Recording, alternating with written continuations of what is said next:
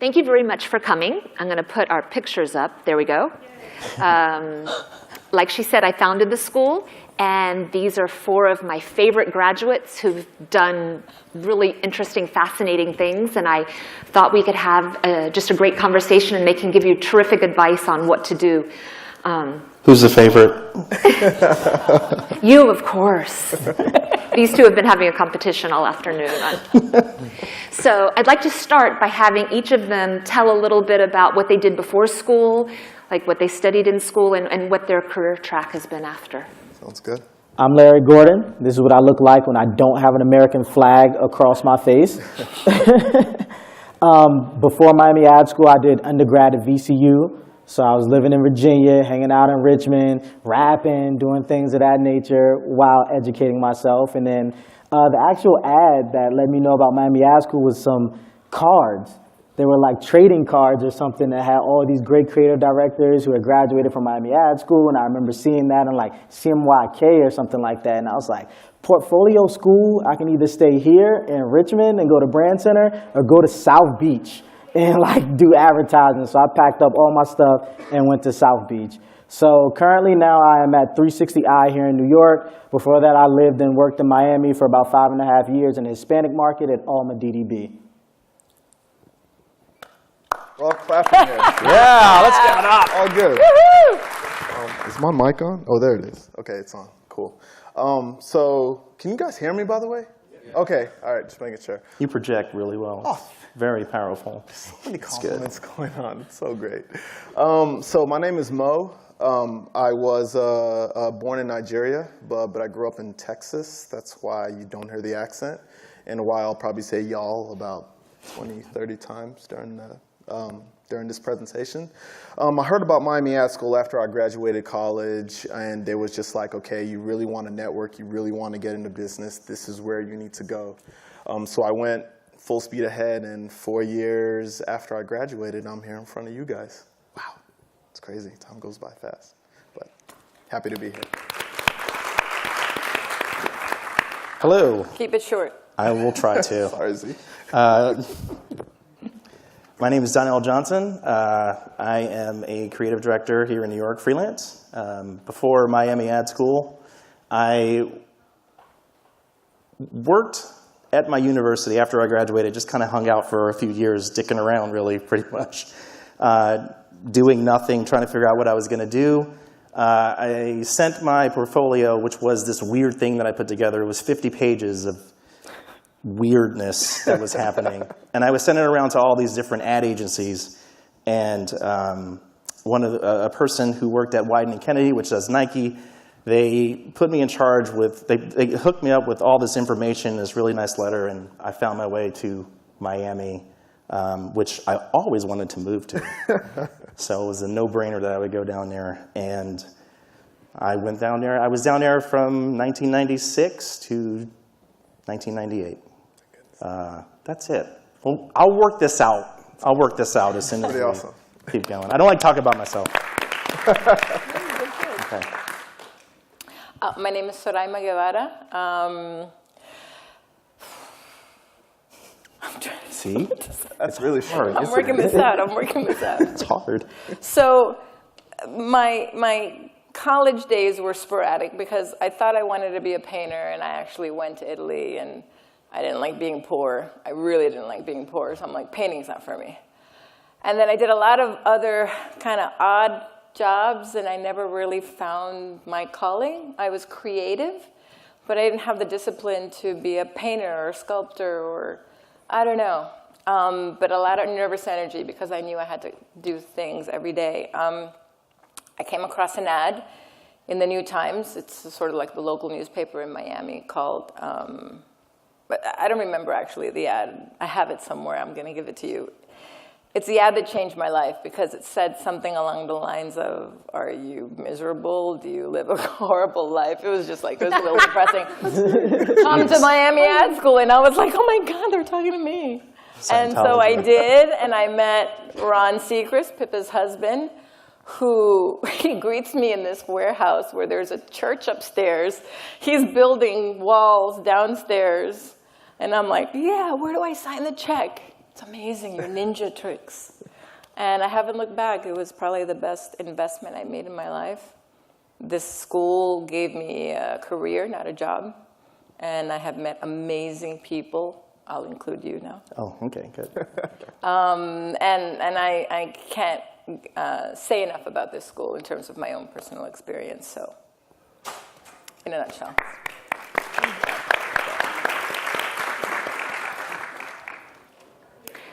So in case you missed the announcement earlier, we decided to really try to make a difference. And so the school is committed $200,000 in scholarships a year.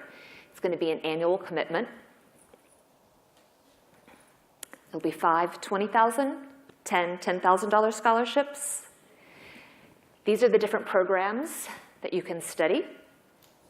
And we have locations in Atlanta, Miami, New York, and San Francisco. So you don't have to come to Miami to take advantage of these scholarships. The deadline, they're going to be 2 a year. The first one will be November 1st, and then you can start school in January or April. And there's another deadline in August that allows you to start school in October or January. So please apply.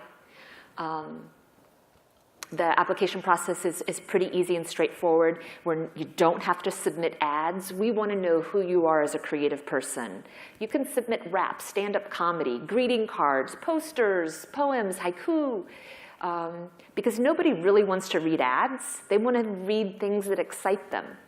And so that's what we all need to do, is give the viewers that we message a first time and new experiences. So before we move on with them, I'm going to give you a little bit more on the school. My husband and I started it. We had both been creative directors and decided to start the school that we wish we had gone to, a really practical school that would be the bridge between wanting a job and having a job.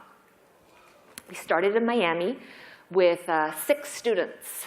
Z was one of the first 6. And now, it's actually a global network with 15 locations around the world. Berlin, Mumbai, Sao Paulo. It was nice that this idea, so many people wanted to collaborate with us that it spread. This is what the school looks like in Miami now. There's street artists that have painted all over the walls. The insides are wallpapered in blue jeans, and it looks like a very, very cool agency when you walk in. This is actually the school in Atlanta.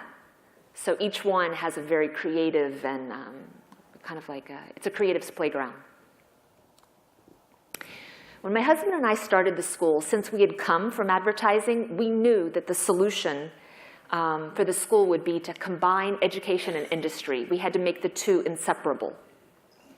And so we partnered with agencies and companies all over the world. So they teach, they help us write the curriculum, they give internships, they come to our portfolio reviews.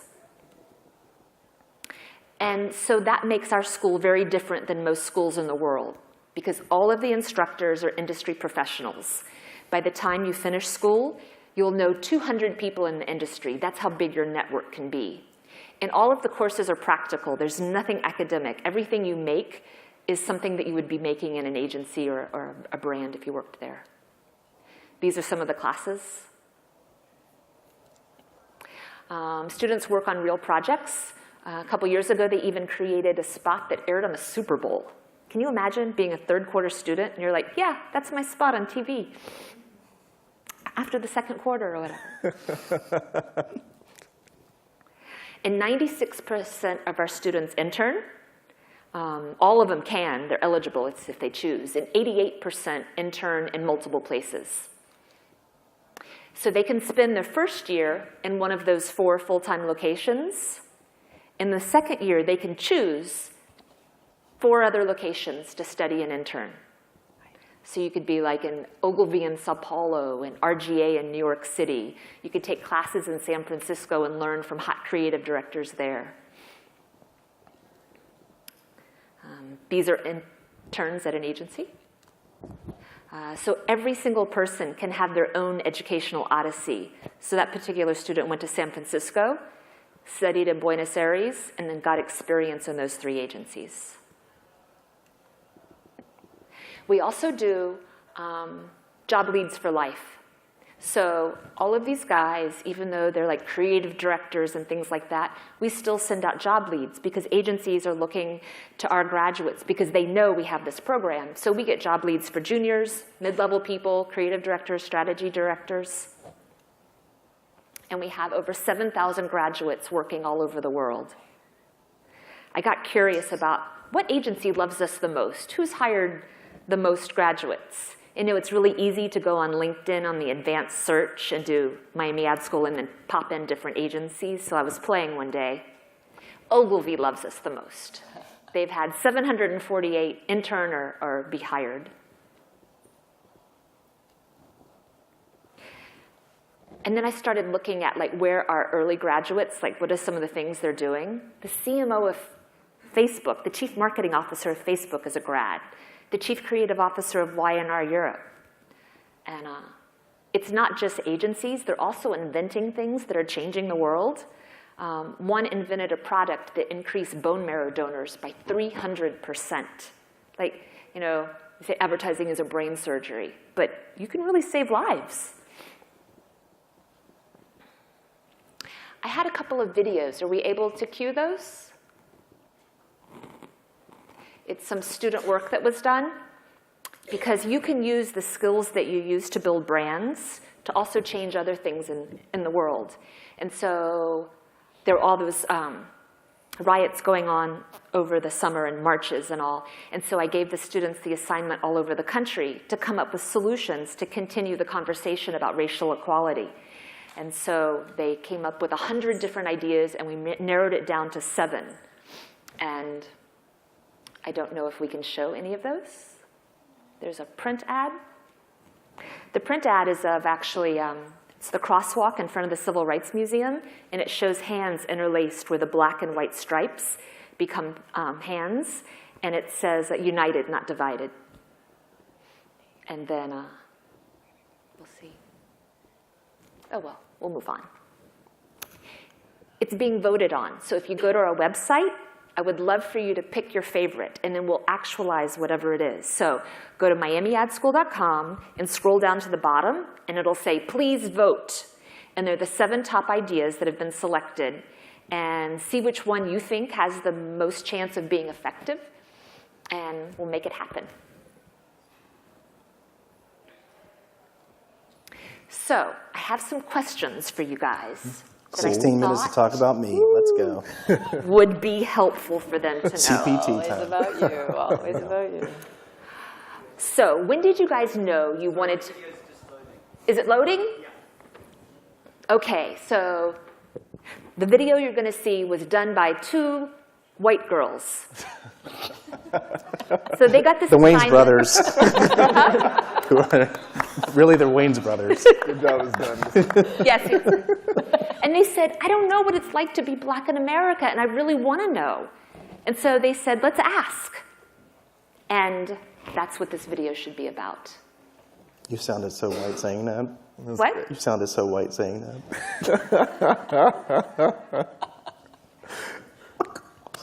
They were so curious about it when they started. They wanted to, anyway, I really want you guys to see this work.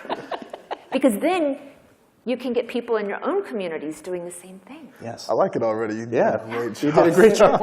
I love it. I could act it out. Interpretive dancing would be great. We'll take that any day. Still loading? Well, wait, can I go to the first question and then we can come back to it? Or should I wait? Oh, okay, so there's the crosswalk. Isn't it awesome? United, not divided. See the fingers? And we're hoping to have this executed at the Civil Rights Museum in Atlanta. We're talking to them about it. And, oh, and then it would be, you could download it and use spray chalk and do it in your own communities. So it could go, kind of like go viral and be a reminder. Oh yeah, you know, just kind of keep reminding people to keep thinking about this. Okay, here's the video that I thought was really special.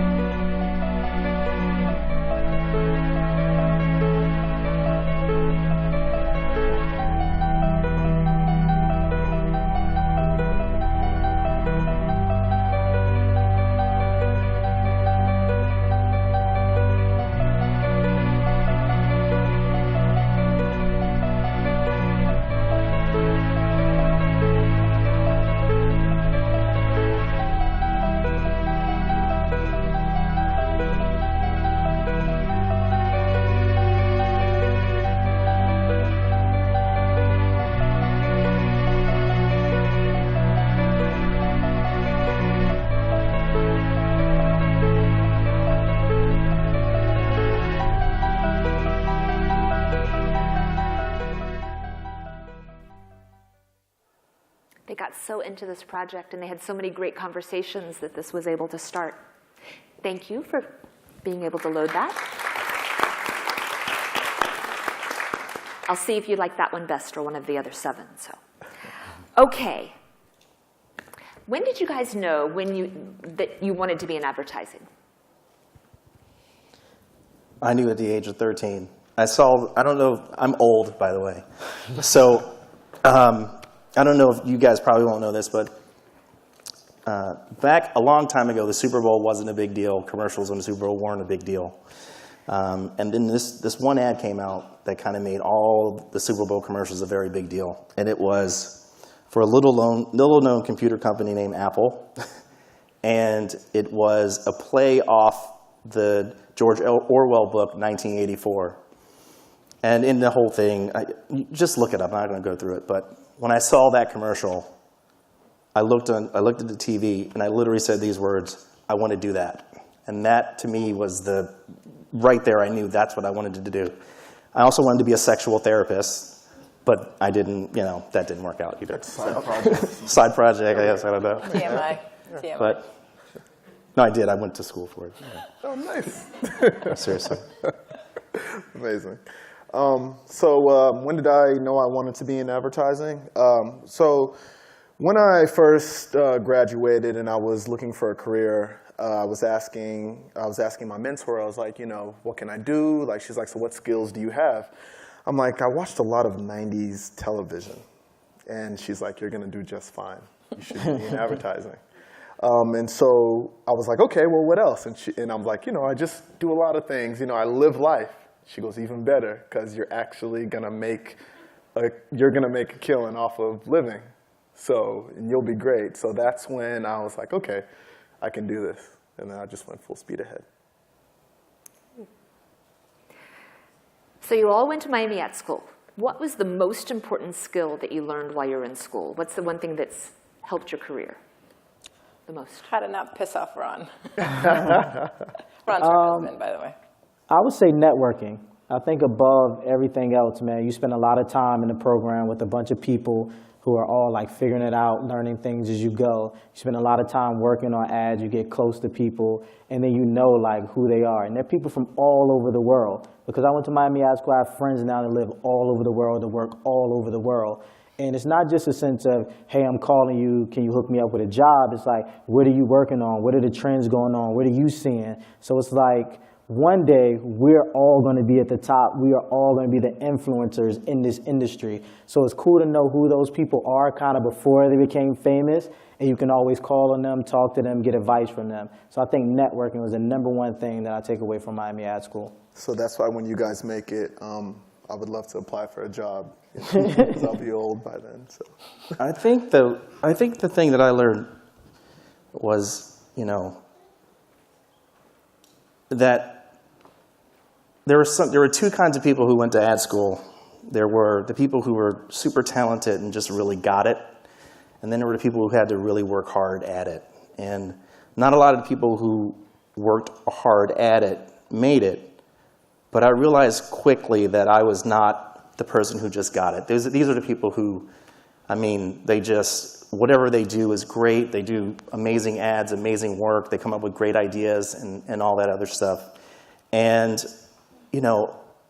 if you're not that, you have to understand like what you are as a creative person. You can't you can't think that you're the best thing in the world. You have to understand, you have to accept that sometimes you're not that person and that you have to work harder than everybody else to do really good work. And that's just, I think that's the biggest thing that I learned is like, when you're in school and you can see an A and a B and a C or whatever, well, you know what? Sometimes the people who have A's are just stupid. They are dumb. And sometimes the person who has a C is smart but not engaged. And I think that being in ad school, when you see the people who have the talent, sometimes those are the people who they were the C students and maybe you were the A student. And I think that's what I learned more. It's not based on numbers or anything. It's just based on work. It's not based on anything else besides that. That took up most of the time. that was good. He takes up all my airspace. Yeah. Okay. What did I learn most about Miami Ad School? What was the most, if you want to ask, what was the most important skill you learned? The most important skill, period, I learned from Miami Ad School was to be scrappy. You're always going to be a student. You always need to have that student mentality. Since I've graduated, I'm still using my student ID to get away with shooting sometimes. And they're like, you kids, get out of here. I'm like, oh, we're students. It's like, no, we're creative directors. But the thing about it is you're always going to have these things because clients are never going to have these, they're not always going to have $1 million budgets. Sometimes you're going to have to do these things and you're going to have to work with what you have. You really learn that at Miami Ad School because you're a broke student, but sometimes you end up coming up with the most amazing, inspiring work. So you always need to keep that essence, and that's what I've learned, and I will never, ever get rid of that for as long as I'm in the industry. Yeah. For me, it was ditto to what the three of you said, but my sense of timeliness. I lived in Miami. Latin time was relative. And Ron was like, if you're on time, you're already late. And he would sometimes not let you in the class if you were late and you didn't want to be late. I remember a guy, I think he had an accident, not an accident, just like he was in a cast or whatever, and he was like hopping in class because he didn't want to be late for Ron's class because he was so afraid of Ron. I think he would have made an exception for him. Yeah, I'm sure he would have, but the guy he had the fear, which is good. So she learned fear. I learned fear. It's very important. No, well, you know what? When I worked at the agencies, there's a lot to be said about being professional and showing up on time and listening and being present. Something you're not really taught. You're taught how to create an ad and how to, be conceptual and all these kind of creative things, but you're not really taught behavior. And Ron embodied how you had to act. So it was nice to have the person telling you how to act, acting the same way. He showed up and he was present and he was on time and he was there for you. He gave a lot, but he expected a lot. And yeah, always be grateful. You must deliver because in an agency, as creatives, we're the product. And if we don't deliver and the agency loses the client, then so many people get laid off, not just you, but the media and all the other departments also. So, How many people here want to be creatives? Like, that's what I want to know. Like, I know that guy wants to be a strategist right there. We talked outside. He's like, So how many of you want to be creatives again? How many of you want to work in account? No. How many of you want to work in production? Don't do it. Don't do it. That's what I'm saying. Don't do it. Go in production. And then how many want to be art directors, copywriters, producers again? Sorry, producers. how many don't know? You don't know what do production for is? It's basically working on the production side. Strategy? Strategy. I already said strategy. You should have jumped in earlier. He's right here. Oh, there we go. He's right here. You got to be a little creative to be in strategy. So, like, Sure. power to you, my man. So. How did you guys get your first job? Okay, I got my first job, and of course, I've got to give Miami Ad School all the credit. They're not paying me to say that, by the way. But They're not paying you? That's one amazing thing about Miami Ad School is, you're able to, it's depending on the state, you're able to get a internship, and when you get your internship, it's time to show and prove. So myself and my creative partner, he's over there. What up, Chris? We worked our asses off at Razorfish, and then afterwards, they were like, you guys are interns? So pretty much that's the type of mentality you need to have when they don't know what your job title is. You're competing with the best of them, so when it's time to go, they can't afford to get rid of you. So yeah, that's how I got in. So I got a call from Pippa, who calls me. I had a baby. I think I was the only. Am I the only student that was pregnant in school? Yeah, there you go. Beat that. So had the kid. It's like 6 months later. I can't remember how much later. And she calls me and she's like, "Z, I got a job for you at Y&R. Get your book and get over there now." And I'm like, "Okay." Amazing. And so I went and, okay, negotiation, I sucked. Thank God you have a class about that now. Because I walk in, I'm going to tell you a funny story. I walk in my first job, he's like, oh, I like your book, and blah, blah, blah. And okay, so how much do you want to make? Never. Rule number 1, do not tell them. You let them tell you what they're going to offer. I didn't take that class at Miami Ad School. And so I'm like, I'll make $21,000. And he's like, no, I said 18,000. He's like, why don't we give you 21? And I'm like, yes. You should have asked me. A little This was too a long late. time ago. This was a long time ago. Yeah, this was like a pathetically long time ago. I learned my lesson. Will never happen again. But yeah, don't ever. One tip, don't ever. But that said, real fast, I think the most important, if you're going to be a creative person, I think the most important thing is strategy. You take as much money as you can.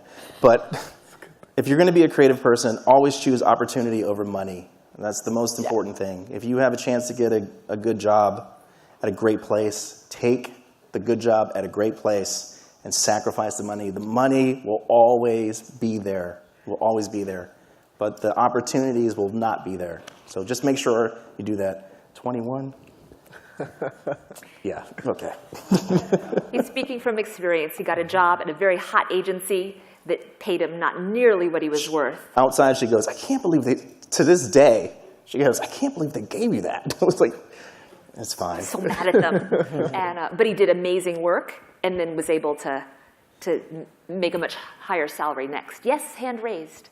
I have a question in terms of that. You said always take opportunity over money. What would be your advice on discerning whether an opportunity is good? Because I feel like someone can say, hey, we're working on this project. It's a good opportunity to go through the portfolio, but it never comes to, nothing comes No, I think that's fair. I think it takes a lot of things. Like it takes the place that you're at. You know, if you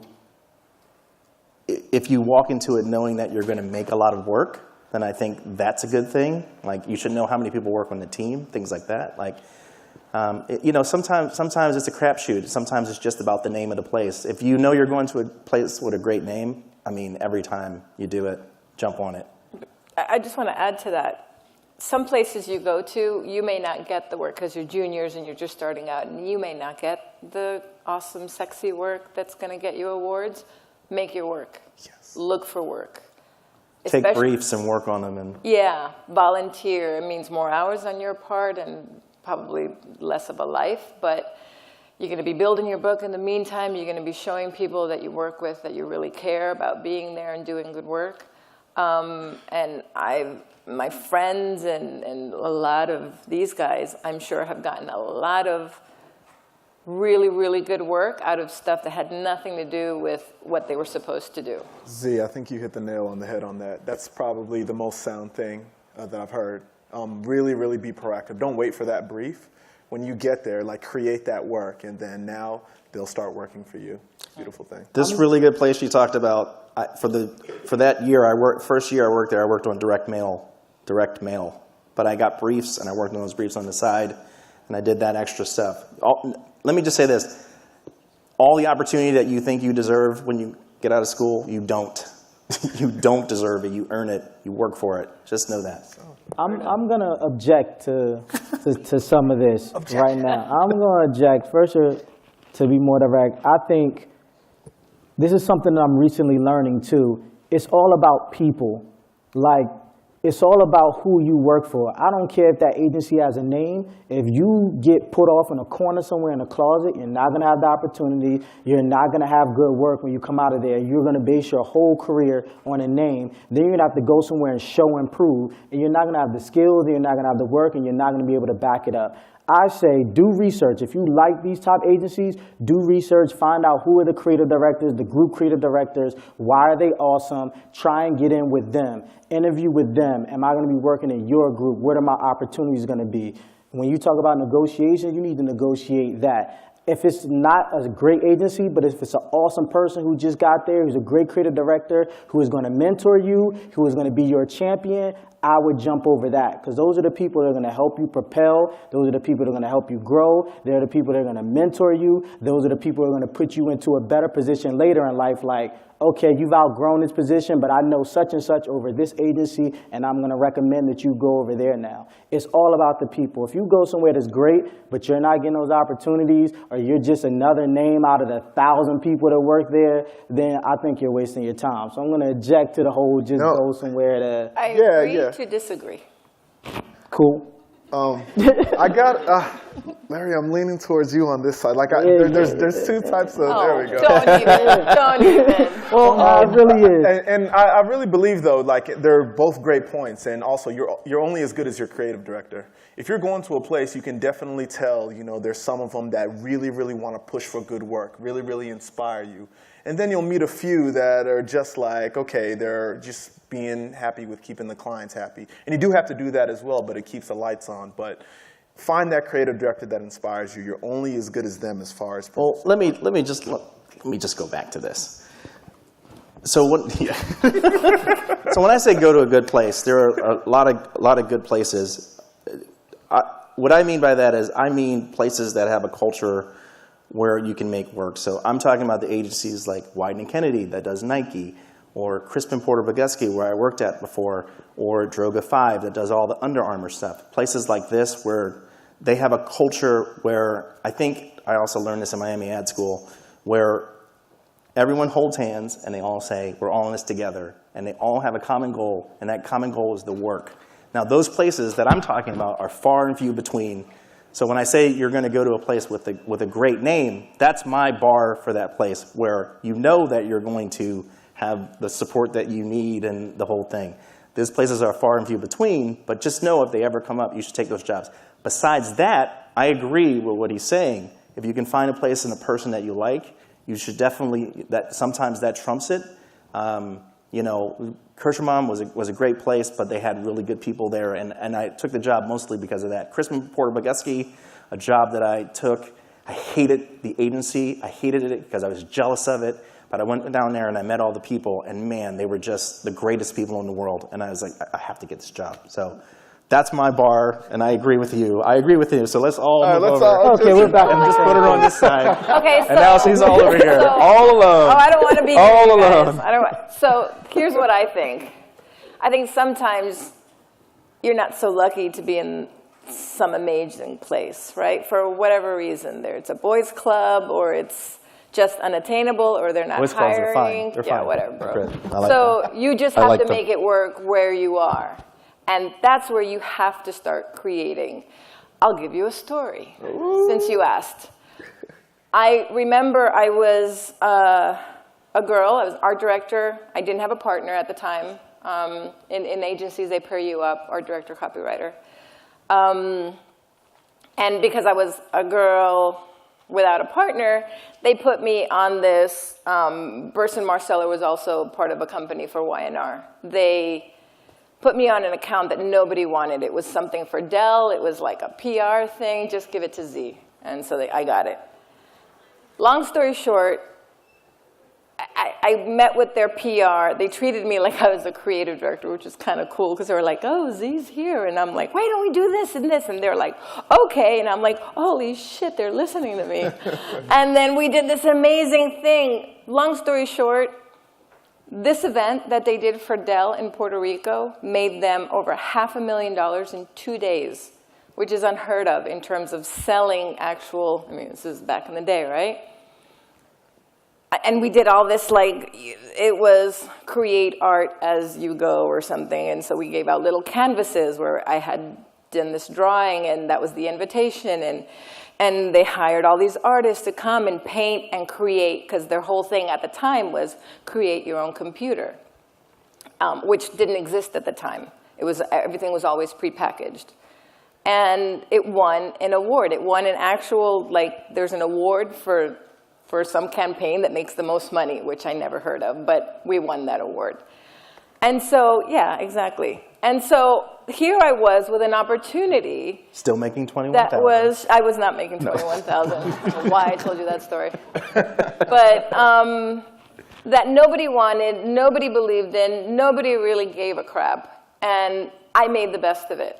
And it wasn't an option to go to an awesome agency. No, no. You had to make it work. But And in that sense, I think that you can look at the bigger picture and go, you know what? You are where you are. You can always strive for, always have a bar, of course. But if you're at an agency or you happen to get another agency that's not your agency, still strive to be the best, because you can't go this way. You have to go up. Okay, let's move on to the next question. No, I want to be a parent. You did, you just. we'll talk. So what's it like to be in the business as an art director or copywriter? That's a very common question. What's the real day like? No days are the same.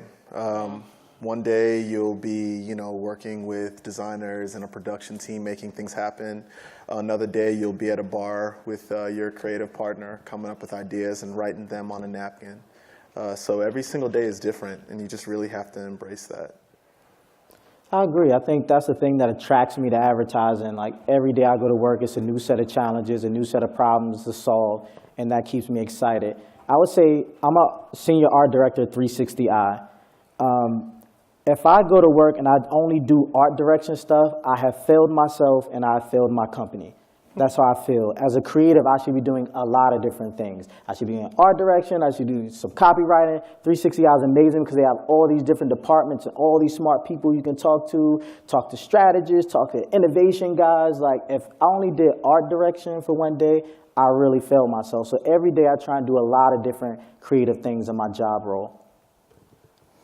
I go in at 10, I dick around on the computer, come up with some ideas, go home, have some wine. That's pretty much it. That's every day. That's pretty much every day. Are we out of time, or should we give? Unfortunately, I can listen to you guys all afternoon long. All afternoon long. Wait, can we answer any questions? Yeah. One or Real two, quick, and real then quick. that's it. Because we're out of time. Oh, Yes. good. There's one. No, it is only available for U.S. minorities. Thank you. And that's a huge deal. So take advantage of this offer. I'll try something out. So, to give an example of a project that you were proud of, I just wanted to go down the line and find out what's one piece of work that you worked on that you were really proud of. I would say mine is, it was really small and simple. It's called Build a GLA on Instagram. Myself and a partner created a car configurator using the tagging functionality on Instagram. So if you guys are on Instagram, Build a GLA on it, search that. There was one that I was proud of. I had to be super scrappy, learning that from Miami Ad School. The client would not pay for anything. They spent all their money on a big budget, and we had a little image, and we created it. And actually, that's my most awarded work to date. So thank you, Miami Ad School. I would say for 5.5 years, I worked for Tobacco Free Florida down in Miami. So Tobacco Free Florida is split into two things. It's prevention and cessation. Cessation are older people, adults who smoke and try and get them help. And then it's prevention, meaning young people who are most vulnerable to like advertising and the tactics that tobacco companies use to lure them in to be replacement smokers type of thing.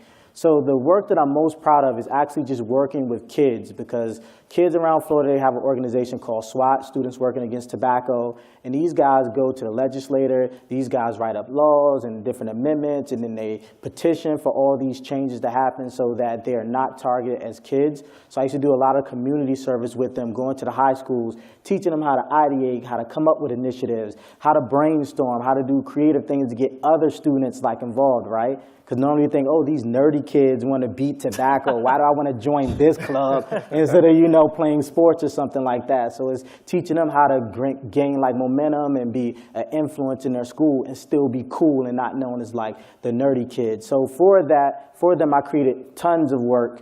The latest campaign that we did is The Facts Now. TheFactsNow.com, we have a platform for them to get content and get educated on the dangers of smoking. So that's the one I'm most proud about, because usually you just sell products. I did a lot of McDonald's and stuff like that. But this is actually selling a service to help people out. And that's great.